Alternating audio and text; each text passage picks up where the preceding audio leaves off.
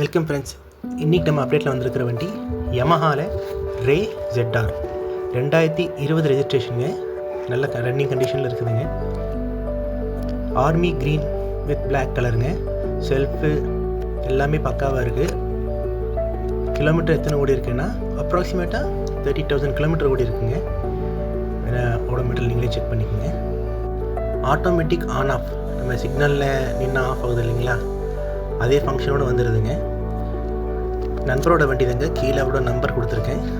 Front tyre டிஸ்கோட வந்துடுங்க. Condition நீட்டாக இருக்குது. பேக் டயர் ட்ரம் பேக்குங்க. எந்த ரஸ்ட்டுமே இல்லாத வண்டிங்க. வெளியே வாங்கினீங்கன்னா 60,000 குறையெல்லாமல் இருக்குங்க.